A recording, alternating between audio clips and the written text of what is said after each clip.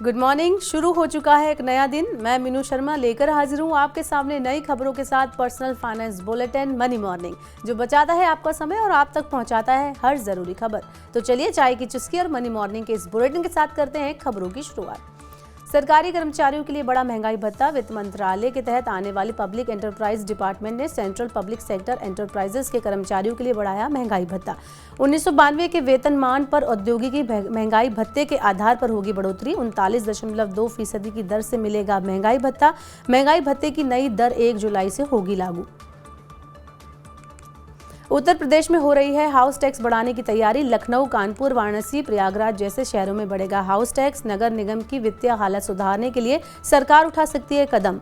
नगर निगमों की आय बढ़ाने के लिए सरकार तलाश रही है नए रास्ते। नगर विकास विभाग के प्रमुख सचिव ने जारी किया आदेश। सभी नगर निगम अपने सदन में प्रस्ताव पारित कर सरकार के पास भेजेंगे प्रस्ताव। सरकार तय करेगी हाउस टैक्स की नई दरें। लगातार हो रही बारिश बिगाड़ सकती है आपका बजट। आपूर्ति बाधित होने से सब्जियों की कीमतों में आ रही है तेजी। दिल्ली सहित कई शहरों में टमाटर की खुदरा कीमत पहुंची 200 रुपए प्रति किलो पर। खेतों में पानी भरने से टमाटर की फसल में हुआ काफी नुकसान। मिर्ची, धनिया, प्याज और अदरक जैसी फसलों को भी हुआ है भारी नुकसान। बारिश जारी रही तो कीमतों में हो सकती है और ज्यादा बढ़ोतरी। ज्यादातर सब्जियों की खुदरा कीमत 60 रुपए प्रति किलो से चल रही है ऊपर। चालू वित्त वर्ष में अब तक टैक्स कलेक्शन 16% बढ़ा है। अप्रैल से अब तक 4,75,000 करोड़ रुपए का टैक्स हुआ जमा। आर्थिक गतिविधियों में तेजी आने से बढ़ा टैक्स कलेक्शन। 1 अप्रैल से 9 जुलाई के दौरान 42,000 करोड़ रुपए के रिफंड किए गए जारी। सरकार ने वित्त वर्ष 2023-24 के बजट में 18,23,000 करोड़ रुपए का कर राजस्व मिलने का लगाया है अनुमान। 11 जुलाई तक 2 करोड़ से ज्यादा इनकम टैक्स रिटर्न हो चुके हैं फाइल। पिछले साल की तुलना में इस साल 9 दिन पहले इनकम टैक्स डिपार्टमेंट ने हासिल किया 2 करोड़ रुपए का आंकड़ा। पिछले साल 20 जुलाई तक फाइल हुए थे 2 करोड़ आईटीआर फाइल करने की अंतिम तारीख नजदीक आते ही बड़ी रिटर्न भरने की संख्या। 31 जुलाई है इनकम टैक्स रिटर्न फाइल करने की आखिरी तारीख। 15 और 16 जुलाई को अमेजॉन पर होगा प्राइम डे सेल का आयोजन। स्मार्टफोन, टीवी, इलेक्ट्रॉनिक उपकरण और फैशन प्रोडक्ट पर मिलेगी आकर्षक डील और ऑफर्स। 2 दिन तक प्राइम मेंबर्स उठा सकेंगे भारी छूट और लाभ का फायदा। ग्राहकों का भरोसा सकारात्मक रहने से अमेजॉन को है तगड़ी बिक्री होने की उम्मीद। अमेजॉन प्राइम मेंबर्स को 25 शहरों में उपलब्ध कराएगी फास्ट डिलीवरी। उत्तर प्रदेश में रहने वालों को मिलेगी सस्ती बिजली। सरकार ने 1600 मेगावाट के 2 थर्मल पावर प्लांट लगाने को दी है मंजूरी। सोनभद्र जिले के ओबारा पावर प्लांट का होगा विस्तार। राज्य सरकार करेगी 18,000 करोड़ रुपए का निवेश। अभी सरकार 5.5 रुपए प्रति यूनिट की दर से खरीद रही है बिजली। नए पावर प्लांट से सरकार को मिलेगी 4 रुपए 80 पैसे प्रति यूनिट की दर से बिजली। उपभोक्ताओं को 1 रुपए प्रति यूनिट सस्ती मिलेगी बिजली। भारत में अब टाटा ग्रुप बनाएगी आईफोन। टाटा ग्रुप कर्नाटक में विस्ट्रॉन कॉर्पोरेशन की फैक्ट्री खरीदने के लिए कर रही है बातचीत। अभी भारत में एप्पल के लिए विस्ट्रॉन बना रही है आईफोन। विस्ट्रॉन भारतीय बाजार से निकलना चाहती है भारत। $60 करोड़ में अपना प्लांट बेचने के लिए टाटा के साथ बातचीत कर रही है विस्ट्रॉन। अगस्त तक सौदा पूरा होने की है उम्मीद। व्हाइट कॉलर जॉब के लिए भर्तियां जून महीने में 3% घटी। दफ्तर में बैठकर काम करने वाले कर्मचारियों के लिए व्हाइट कॉलर जॉब का इस्तेमाल किया जाता है। आईटी, बैंकिंग, फाइनेंशियल सर्विस, बीमा और मैन्युफैक्चरिंग सेक्टर की कंपनियां नई भर्तियों को लेकर है सतर्क। कंपनियों के नए भर्ती न करने से जून में व्हाइट कॉलर जॉब में आई है गिरावट। सबसे ज्यादा आईटी सेक्टर में आई 19% की गिरावट।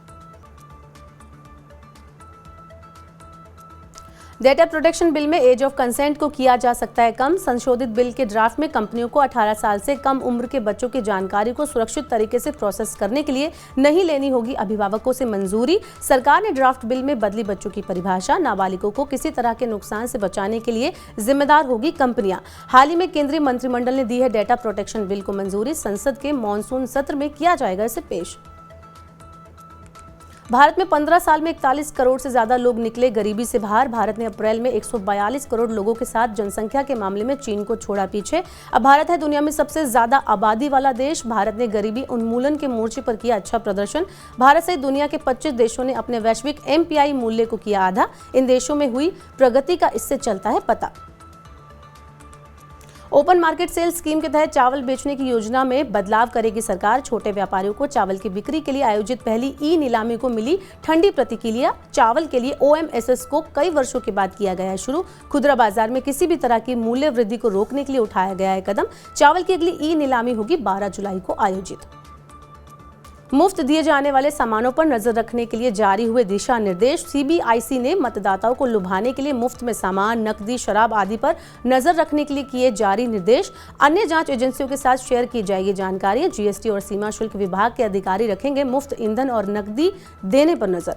राजनीतिक दलों के खर्चों पर भी रखी जाएगी नजर। अवैध गतिविधियों को रोकने के लिए उड़न दस्ते के साथ निगरानी दल बनाए जाएंगे। तो मनी मॉर्निंग में बस इतना ही, लेकिन खबरों में अगर आपसे कुछ मिस हो गया है या पर्सनल फाइनेंस से जुड़ी और अपनी जेब से जुड़ी खबरों को आप और ज्यादा जानना चाहते हैं तो Money9 के YouTube चैनल और ऐप के अलावा अब आप Money9 की वेबसाइट पर जाकर भी देख सकते हैं। वेबसाइट पर जाने के लिए लॉगिन करें www.money9.com पर। यहाँ पर 7 भाषाओं में आप पाएंगे पर्सनल फाइनेंस की सभी खबरें। तो आज के बुलेटिन में बस इतना ही। अपने काम की जरूरी खबरें और महत्वपूर्ण खबरें देखने और समझने के लिए सब्सक्राइब करें हमारे YouTube चैनल को। पर्सनल फाइनेंस से जुड़े खास कार्यक्रम देखने के लिए अगर आपने Money9 के ऐप को अब तक डाउनलोड नहीं किया है तो तुरंत डाउनलोड कर लें। बने रहिए Money9 के साथ। नमस्कार।